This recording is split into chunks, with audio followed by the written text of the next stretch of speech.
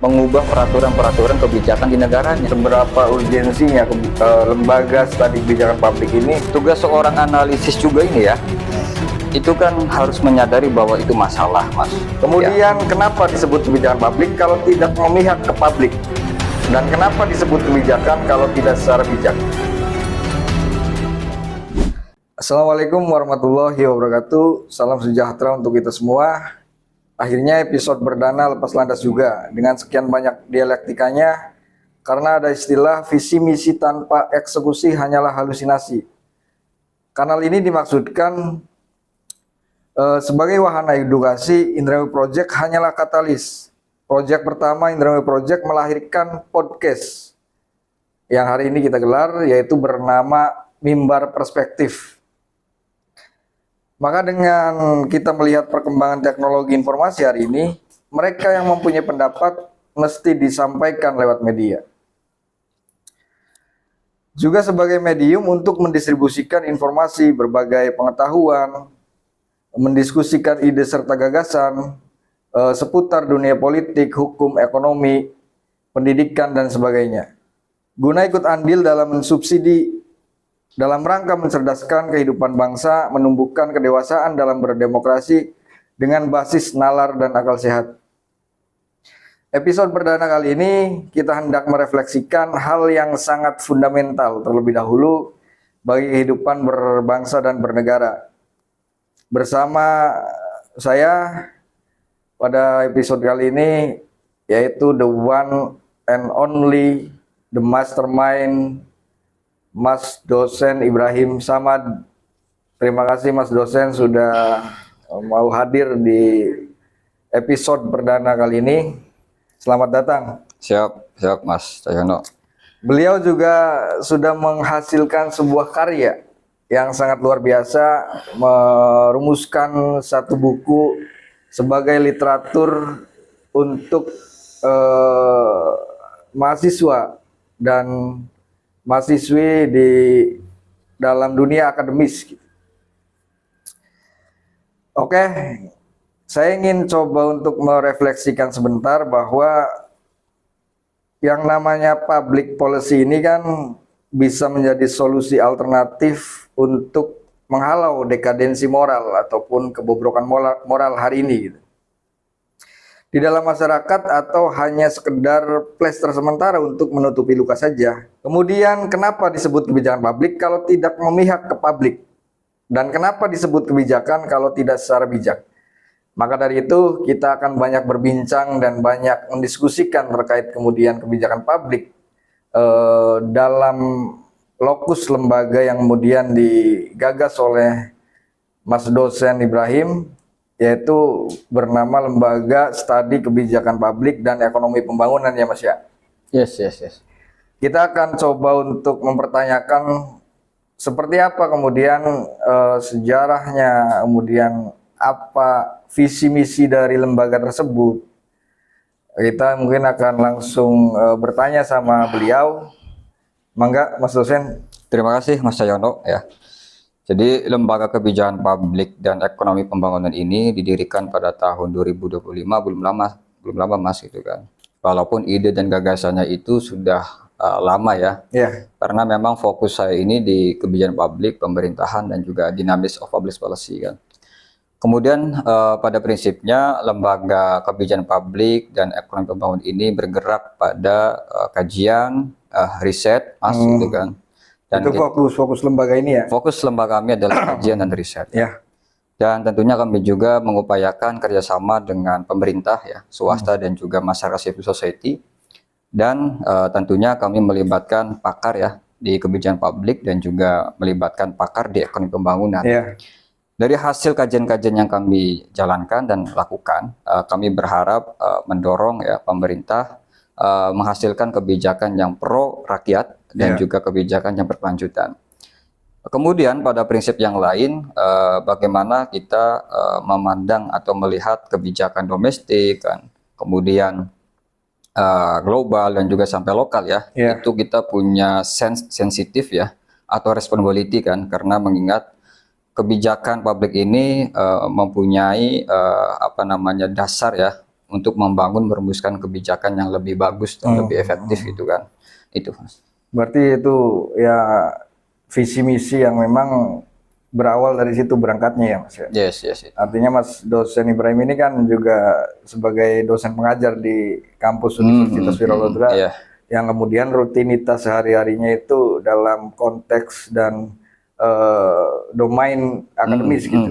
Sehingga lahir kemudian tercetuslah lembaga studi kebijakan publik ini ya. Kemudian berbicara seberapa relevannya gitu Mas, ataupun seberapa urgensinya lembaga studi kebijakan publik ini menghadapi kondisi yang kemudian ya mungkin dalam perspektif Mas Ibrahim sendiri seperti apa gitu? Baik Mas. Tentu di Indonesia ini kan banyak lembaga ya Mas. Ya, dan pasti. kami pun mempunyai lembaga kebijakan publik dan ekonomi pembangunan ini mempunyai relevansi, aktualisasi dan juga inklusivitas. Yang pertama relevansi. Kami memandang bahwa isu kebijakan publik ini merupakan isu yang relevan Mas. Karena kehidupan berbangsa, bernegara ini tidak bisa dilepaskan dari urusan-urusan pemerintahan. Ya. Jadi poinnya menyoal kebijakan publik itu ya never ending Mas itu. Karena tuntutan publik semakin tinggi kan, dinamika publik pun semakin tinggi kan. Kemudian juga ada poin aktualisasi Mas ya, bahwa kami juga memandang menyoal kebijakan publik ini kan dibahas dari waktu ke waktu Mas. Jadi kalau kita melihat literatur perkembangan studi kebijakan publik ini kan berkembang di Amerika Serikat ya, sebagai respon dari masyarakat kepada pemerintah bahwa masyarakat ini memandang terjadinya ketimpangan sosial, keadilan sosial, dan juga politik luar negeri gitu kan. Poinnya bahwa menyoal kebijakan publik tidak hanya pekerjaan dari aktor politik di situ Mas. Jadi menyoal kebijakan publik ini di situ ada melibatkan praktisi kebijakan publik, kemudian juga akademis ya. Bahkan ini menjadi perhatian juga bagi praktisi di internasional Mas. Kemudian yang terakhir itu ada inklusivitas. Karena kami memandang bahwa setiap warga negara ya di Indonesia ini mempunyai potensi untuk mempengaruhi pemerintah. Begitupun sebaliknya, publik dan masyarakat itu juga dipengaruhi oleh pemerintah, Mas. Jadi poinnya setiap warga negara tanpa terkecuali ya itu ingin terlibat dalam urusan-urusan pemerintahan atau ingin menjadi bagian dari pemerintahan itu. Itu poinnya Mas. Poinnya berarti tadi lembaga ini kan sebagai lembaga informal gitu. Artinya di luar daripada lembaga formal pemerintah itu sendiri kan. Artinya saya ingin coba melihat cara kerja lembaga studi kebijakan publik dan ekonomi pembangunan ini domain ataupun memainkan perannya itu di sektor mana saja gitu. Tadi di awal ya, saya sampaikan bahwa lembaga kita ini kan melibatkan dewan pakar Mas, gitu kan. Pakar kebijakan publik dan juga pakar ekonomi pembangunan gitu kan. Nah, tergantung dalam mekanisme metodologi kan. Kalau kita memakai primer ya kita harus datang langsung ke masyarakat gitu kan, melakukan observasi, penelitian dan yang lainnya. Dan kalau kita memakai data sekunder ya kita diperbantukan juga dengan data BPS dan juga data-data yang bisa diakses gitu kan. Sudah bisa lah sekarang mah dengan apalagi perkembangan teknologi, AI dan yang lainnya kan. Hanya saja ada perbedaan sedikit ya Mas ya dari lembaga kita ya. Kemudian lembaga yang ada di perguruan tinggi ataupun universitas itu kan. Kalau lembaga di perguruan tinggi itu kan ada hub ya antara teori dan praktikal. Jadi lembaga kita ini lebih mempunyai prinsip praktikalnya gitu Mas. Kita menyiapkan policy paper. Jadi walaupun policy papernya itu tidak banyak ya, tapi kita harus kawal bersama-sama. Itu yang menjadi differentiating ataupun pembeda gitu ya. Yang lain Jadi kita lebih ke praktikal gitu kan. Kita praktikal dan juga policy paper ya, dan kita harus kawal ya, harus kawal dan harus ada input juga kepada pemerintah. Gitu. Dengan goalsnya nanti kemudian paper ini yang kemudian dirumuskan oleh lembaga studi kebijakan publik bisa kemudian diadopsi oleh pemerintah ataupun dipakai dalam merumuskan sebuah kebijakan publik oleh pemerintah itu sendiri ya. Itu kan. Dan ini Mas, ini juga menjadi poin penting ya. Tugas seorang analisis juga ini ya, itu kan harus menyadari bahwa itu masalah Mas. ya, Ya. menyadari ada masalah, kemudian juga punya potensi untuk menyelesaikan masalah. Terkadang masalah ini kan jarang didefinisikan secara tuntas, Mas. Kebanyakan masalah ini dibicarakan dengan berbagai metode dan yang lain lah gitu kan, Iya. tanpa harus menyelesaikan masalah yang pertama. Dan problematika kita di Indonesia ini kan, masalah pertama belum selesai, ini tumbuh dan berkembang lagi masalah yang kedua. Ini juga menjadi perhatian juga dari riset kami ya gitu. Gitu. Berarti ya lembaga ini itu sendiri gitu, artinya menyesuaikan dengan kebutuhan yang kemudian perkembangan teknologi hari ini yang masuk gitu kan, yang masif. Berbicara kemudian keterbukaan informasi publik dan lain sebagainya, ini kan menjadi sebuah hal yang sangat urgensi gitu untuk lembaga informal dalam mendorong bagaimana proses formulasi kebijakan publik ini bisa dipakai, sehingga dalam formulasi kebijakan publik sampai dengan pelaksanaan sampai dengan evaluasi ini kan bisa secara masif gitu dilihat gitu ya Mas. Kemudian saya juga ingin menanyakan, ya mungkin ini yang terakhir, bagaimana sih Mas Ibrahim ini sebagai ya katakanlah pikiran utama lembaga kebijakan publik dalam melihat fenomena kebijakan publik dan ekonomi pembangunan dalam isu kekinian gitu? Ada beberapa yang kami garis bawah ya Mas ya. Pertama, bagaimana kita memandang kebijakan global ya, kebijakan domestik dan juga lokal ini kita harus mempunyai sensitif ya dan juga responsibility kan. Karena persoalan masyarakat kita ini, publik kita ini kan kompleks sekali kan. Kalau kita melihat Indonesia lah gitu kan. Indonesia ini kan demografi populasinya kan tinggi Mas. Gitu kan. Tentu ya dinamika dan tuntutan publik juga kan sangat tinggi kan. Itu yang menjadi poin penting. Kemudian kita juga harus mendorong ya bagaimana pemerintah juga harus fleksibilitas kan dan dalam hal inovasi ya. Jadi apalagi dihadapkan dengan perkembangan AI dan teknologi, itu yang menjadi perhatian juga dari kami ya. Dan yang lain, dan di sisi yang lain juga ya ada beberapa yang menjadi perhatian dari kami. Pertama ya, kami memandang bahwa keberhasilan dan kegagalan suatu negara yang dilanda krisis Mas ya, itu tergantung pada konteks ketersediaan kebijakan publik dalam suatu negara Mas. Gitu kan. Jadi setiap peralihan kekuasaan, peralihan pemimpin negara itu Mas, itu turut serta mendorong mengubah peraturan-peraturan kebijakan di negaranya. Nah, hal ini mempunyai dampak serius terhadap perkembangan ekonomi dan politik kita Mas. Itu kan. Nah, saya ingin memberikan historis ya Mas ya, dan ini juga harus kita telaah bersama-sama gitu kan. Misalkan ya di negara Kazakhstan ya, sebelum itu ya Mas ya, jadi banyak beberapa negara, kepala negara ini memilih mundur Mas, karena dihadapkan problematikanya itu kan krisis ekonomi dan juga politik, karena negara itu kan tidak mampu untuk mengelola kebijakan publik kan. Nah, ada beberapa negara yang memilih, ada beberapa kepala negara yang memilih mundur Mas, itu kan.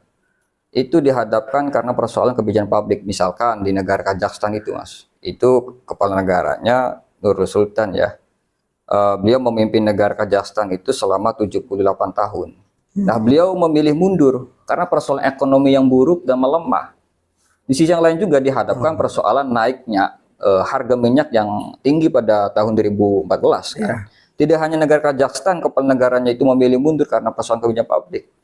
Negara Afrika Selatan juga sama, kepala negara juga memilih mundur itu kan. Karena persoalan tidak mampu mengelola kebijakan publik sehingga melemahnya ekonomi juga. Negara Ghana juga sama, kepala negara juga mundur kan.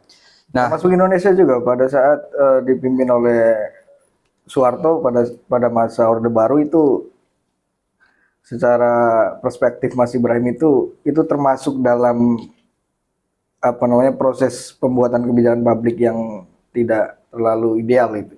Yes, ya kami memandang bahwa tadi kan ada beberapa yang menjadi contoh ya di beberapa negara kan. Begitupun dalam konteks negara kita Indonesia, kita punya historis panjang negara kita Mas itu kan. Ada riset atau peneliti yang namanya Michael Beckman gitu kan, mengemukakan suatu premis ya. Kejatuhan Soeharto itu ya disebabkan ya karena faktor tidak mampu mengelola kebijakan publik di negara kita, sehingga tadi mempunyai dampak dan efek ekor jas terhadap perkembangan ekonomi gitu kan, dan juga politik di negara kita.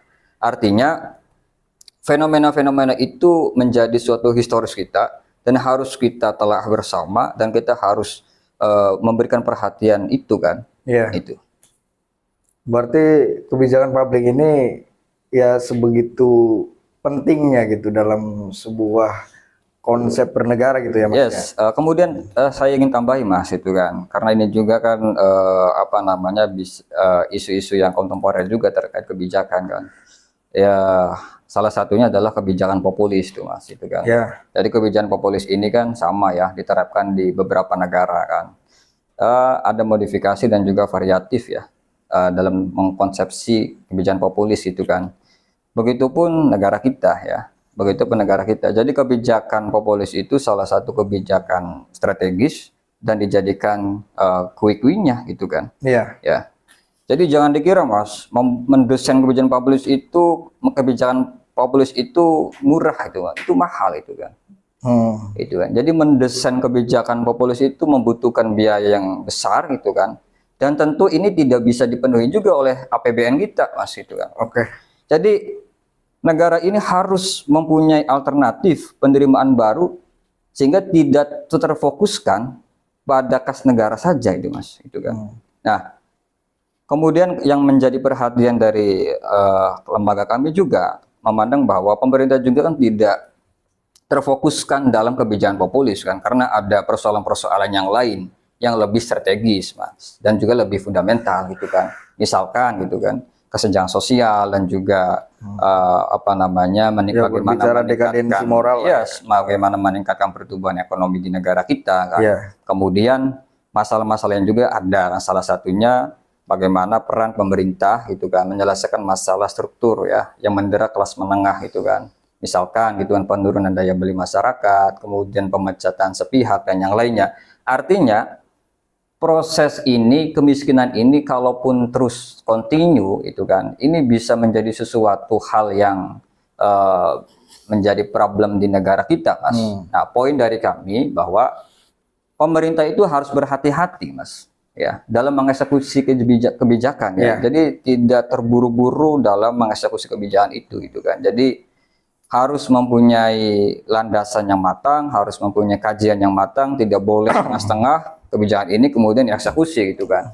Kalau kebijakan itu tergesa-gesa, ini kan menjadi problem di kemudian hari, dan itu yang kami apa namanya ya yang kami perhatikan ya itu. Ya, berarti kan ya poinnya adalah ya tadi yang disampaikan bahwa lembaga informal, lembaga studi kebijakan publik ini sebagai lembaga yang kemudian mengharapkan ataupun diharapkan oleh pemerintah itu sendiri agar nanti bisa satu tarikan nafas yang sama dalam mengelaborasi proses pembangunan daerah ataupun proses pembangunan dalam konteks segmentasi pusat, provinsi maupun daerah gitu kan, maupun lokal. Artinya perlu kembali bahwa proses kebijakan publik itu harus melihat bagaimana mengagregasi kaum akademisi dalam memformulasikan proses kebijakan publik itu sendiri gitu ya. Ini juga menjadi perhatian dari kalangan akademisi Mas itu kan ya, dari kalangan praktisi kebijakan publik ya, bahwa tadi yang Mas soalkan ya tadi bahwa harus ada perhatian dari akademisi dan yang lainnya gitu kan. Kami juga memandang bahwa kebijakan di negara kita ini kan belum berjalan secara efektif karena masih lemah menggunakan metode evidence based gitu kan, atau bukti berbasis data itu kan. Jadi kita masih terperangkap ya dalam level opinion based gitu kan, masih pada opini gitu kan. Nah itu, jadi fakta saja dalam perumusan kebijakan publik itu ya tidak cukup Mas gitu kan ya. Jadi harus ada aspek nilai itu kan yang harus masuk dalam perumusan kebijakan publik. Makanya dalam lembaga LAN itu kan ada kajian indeks kualitas kebijakan publik gitu kan. Kenapa LAN itu sampai mendiskusikan IKK itu kan, indeks kualitas kebijakan publik, karena mungkin melihat bahwa banyak kebijakan publik ini yang tumpang tindih kan, kemudian tidak sesuai dengan peraturan perundang-undangan dan yang lainnya itu. Iya ya, artinya saya juga melihat bahwa dengan banyaknya universitas yang ada di Indonesia gitu kan, kalau nggak salah hampir 4.000 lebih gitu yang ada di Indonesia tersebar. Berarti kan ada berbagai macam varian riset, skripsi, tesis, disertasi. Ini kan bisa menjadi kemudian bahan oleh pemerintah itu sendiri dalam memformulasikan kebijakan publik. Seharusnya selesai ketika berbicara riset dan berbicara data yang kemudian dibutuhkan oleh pemerintah. Ketika memang kaum akademisi ini, kaum intelektualitas ini dipandang perlu oleh pemerintah dalam hal memformulasi kebijakan publik gitu. Cuman dalam perspektif Mas Ibrahim sendiri dalam melihat fenomena itu sendiri seperti apa gitu, sehingga berbicara formulasi kebijakan sampai kemudian implementasi kebijakan ini tidak selesai sampai hari ini gitu. Iya tadi yang kami menjadi perhatian dari kami ya, bahwa ini harus ada evaluatif bersama ya, gitu kan, dari hulu sampai hilir kan, karena tadi banyak beberapa problem juga kan dalam merumuskan kebijakan publik, sehingga tadi terjadi tumpang tindih dan yang lainnya. Ini yang terbaru Mas, itu kan, bahkan Profesor Yusril Iza Mahendra saja gitu kan menyoroti tentang tumpang tindih kewenangan dari Angkatan Laut ya, karena selama ini kan ketika ada kapal laut yang masuk zona kita, perairan kita, itu kan yang punya legitimasi ya untuk menangkap kapal asing itu yang Angkatan Laut. Padahal ya Angkatan Laut itu tidak diberikan kewenangan untuk menangkap itu gitu kan. Itu juga salah satu diskursus juga penting gitu kan. Jadi pemerintah kami dorong ya, kami berharap bahwa dalam melakukan kajian-kajian kebijakan publik itu harus berbasis data gitu kan. Itu yang paling penting. Jadi pada dasarnya kebijakan itu harus berlandaskan pada kajian riset gitu kan. Dan kajian riset ilmiah itu mempunyai pengaruh terhadap kebijakan publik, dan ini harus menjadi budaya kita. Nah, itu poin. Perlu dimulai gitu ya. Ya harus dimulai gitu kan, harus dimulai. Kalau kebijakan kita mau mau kita perbaiki bersama-sama ya, dan kita harus evaluatif bersama-sama. Tadi kebijakan itu harus berlandaskan pada riset ilmiah. Tadi yang saya sampaikan, riset ilmiah itu dapat mempengaruhi kebijakan publik Mas, itu kan. Selama ini kan masih belum dijalankan secara baik ya gitu kan, dari atas sampai bawah gitu kan. Iya gitu kan. Itu. Jadi peran akademik itu sangat penting, peran analisis itu sangat penting gitu kan. Peran dari praktisi kebijakan publik juga sangat penting dalam perumusan kebijakan publik itu kan. Gitu. Berarti ya poinnya ya kita sama-sama mendorong gitulah ya. Mendorong bagaimana kemudian formulasi kebijakan publik ini bisa mengagregasi kaum akademis itu sendiri. Sekali lagi berbicara kemudian tadi sudah dipaparkan panjang lebar, artinya hanya mempertegas itu. Visi misi dari lembaga studi kebijakan publik dan ekonomi pembangunan yang kemudian diinisiasi oleh Mas Ibrahim ini apa gitu? Kalau kita tadi kata Mas ya, visi misi ya, kita hanya menggarisbawahi 3 hal saja Mas, itu kan. Dan ini 3 hal ini yang menjadi dasar ya dari lembaga kami kan. Pertama, lembaga kebijakan publik ini memberikan ruang bagi akademik ya, kemudian juga bagi analisis dan juga praktisi kebijakan publik ya, kita turut serta bersama-sama mendorong ya, merumuskan kebijakan publik dan juga memberikan rekomendasi kebijakan publik ini kepada pemerintah gitu Mas.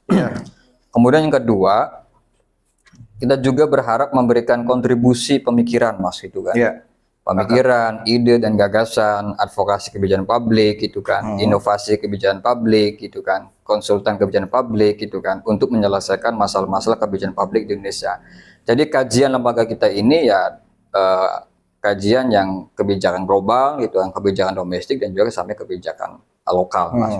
Dan terakhir gitu kan, kita ini ingin memastikan bahwa kebijakan pemerintah ini harus inklusif gitu kan, dan juga harus berbasis perspektif gender gitu kan. Karena pada level yang berbeda, kebijakan publik itu atau tujuan dari kebijakan publik itu adalah human right gitu kan, yaitu hak asasi manusia. Jadi bagaimana hak-hak dari perempuan ini juga terpenuhi dalam perumusan kebijakan publik dan juga mempunyai keterlibatan ya atau partisipatif dalam perumusan kebijakan publik. Berarti itu masuk kesetaraan gender juga di situ kan diperhitungkan ya? Ya, kita memperhitungkan kesetaraan gender itu Mas, karena kalau kita melihat kajian literatur feminisme di situ kan ada hubungan antara feminisme korelasi dengan negara gitu kan. Jadi kita juga harus memperhatikan juga ya hak-hak dari perempuan gitu kan. Iya ya, karena sering kita lihat juga kebijakan publik hari ini kan cenderung maskulin gitu.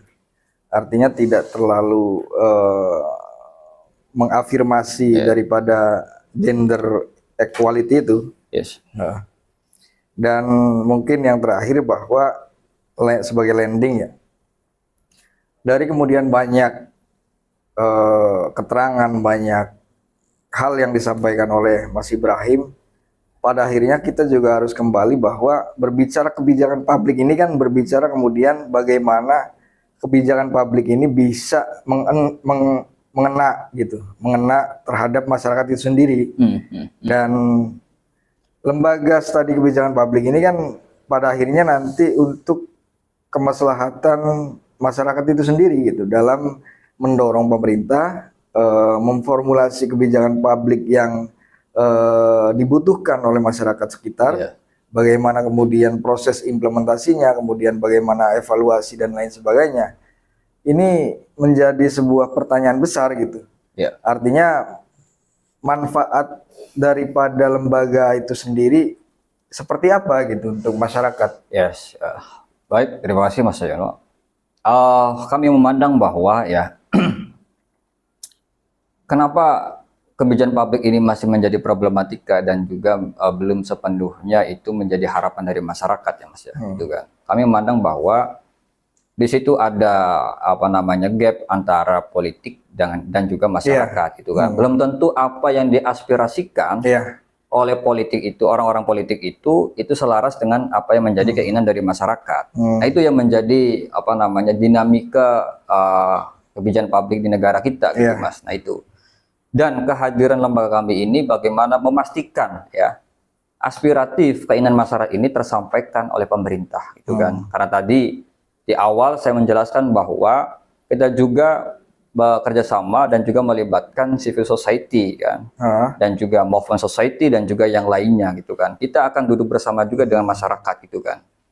Karena problematika sesungguhnya itu kan ada di masyarakat gitu kan itu. Dan kita bagaimana membawa problem-problem masyarakat itu ke policy paper dan kita akan dorong ke pemerintah. Gitu. Iya. Gitu. Iya ya, artinya yang saya lihat kan ada kemudian disparitas antara pemerintah dengan masyarakat itu sendiri gitu. Ya, yang tadi berbicara gap dan lain sebagainya. Ini kan perlu ada katalisator penyambung lidah daripada masyarakat itu sendiri terhadap pemerintah gitu kan. Bagaimana kemudian nanti kebutuhan ataupun hal yang mendasar yang dialami masyarakat itu sendiri bisa kemudian dirumuskan dalam suatu kebijakan publik sehingga bisa selaras gitu. Artinya sesuai dengan kebutuhan masyarakat itu sendiri, Mas. Nah, pada faktanya kan hari ini kadang-kadang ruang itu kan ada gap yang memang kita hari ini kita saksikan juga pemerintah ini tataran elit katakanlah. Kemudian berbicara masyarakat ini berbicara akar rumput gitu.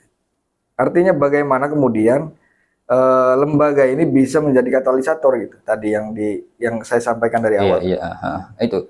Jadi tadi yang saya sampaikan bahwa problem hari ini itu kan ada gap ya antara masyarakat dan juga politik kan. Tentu politik ini kan aktor-aktor politik ini kan ketika menyuarakan aspiratifnya itu belum sepenuhnya apa yang dirasakan oleh masyarakat, Mas itu kan. Dan itu problem itu sering terjadi dalam dinamika kita hari ini, gitu kan. Dan harus menjadi perhatian ya, gitu kan. Nah, hadirnya lembaga kebijakan publik, ekonomi pembangunan ini itu memastikan bahwa harapan dari masyarakat itu kita bawa, gitu kan. Aspiratif masyarakat itu kita bawa, gitu kan. Dalam bentuk kajian dan analisis dan kita akan buat desain policy papernya dan kita akan dorong ke pemerintah gitu kan. Analisis sosial kemudian kajian terkait masalah sosial masyarakat gitu, persoalan dan lain sebagainya ini kan bisa menjadi bahan daripada lembaga ini sendiri ya. Karena pada titik tertentu kan tujuan kebijakan publik itu kan untuk kesejahteraan masyarakat, Mas, gitu kan. Ya. Jadi masyarakat juga mempunyai hak ya bagaimana hak-hak apa namanya pemenuhannya, hak asasi manusianya juga terpenuhi kan, kesejahteraannya juga terpenuhi dan yang lainnya. Nah, itu yang kita dorong bersama-sama gitu. Selain kemudian mendorong hal tersebut, apakah lembaga ini juga bisa mengevaluasi atau juga mengkoreksi, ya katakanlah mengkritisi lah dari pemerintah itu sendiri kita ketika dalam memformulasikan sebuah kebijakan publik. Yes. Karena lembaga kami kan lembaga independen gitu Mas, Ya. gitu kan, lembaga independen dan profesional gitu kan. Karena tentu soal isu kebijakan publik ini kan ini kan selalu dinamis gitu Ya. kan. Ada yang dari pemerintah, kementerian dan DPR RI selaku pembuat undang-undang dan yang lainnya gitu kan. Artinya kita dengan sikap independensi, dengan sikap kepakaran kami gitu kan. Jadi kita bukan di kanan dan kiri, tapi kita ingin bagaimana membangun kebijakan ini harus baik gitu kan. Dan Ideal lah, ya. harus ideal, harus baik, dan juga kita upayakan bahwa aspiratif masyarakat juga harus tersampaikan gitu kan. Siap. Dan itu menjadi dasar kami hadir di sini gitu Mas. Gitu. Oke, terima kasih banyak Mas Ibrahim atas kesempatannya bisa berbincang, berdiskusi. Ini diharapkan sebagai kemudian pengetahuan yang memang bermanfaat gitu bagi masyarakat sekitar. Sebagai closing statement, saya ingin menyampaikan bahwa hari ini kita sudah selesai. Kemarin kita baru saja melaksanakan ritual pemilu dan pilkada yang sudah selesai, yang telah usai gitu. Dan yang harus kita lakukan hari ini adalah Mas menjaga sirkulasi ekosistem demokrasi itu sendiri gitu. Dan pemerintah saya pikir harus menjadi lokomotif perubahan moral masyarakat, bukan hanya bicara soal kepentingan serta berbagi kekuasaan gitu. Apalagi sampai menguntungkan segelintir golongan. Karena dalam alam demokrasi berbicara kebijakan publik itu adalah sebagai jantung daripada peradaban gitu. Peradaban suatu bangsa ya. Yang harus juga bisa mengagregasi kaum akademisi sehingga bisa menjadi jalan raya menghasilkan produk kebijakan yang manfaat bagi banyak orang. Semoga harap cemas bisa menjadi harap emas. Terima kasih banyak. Wabillahi taufik wal hidayah. Wassalamualaikum warahmatullahi wabarakatuh. Waalaikumsalam warahmatullahi wabarakatuh.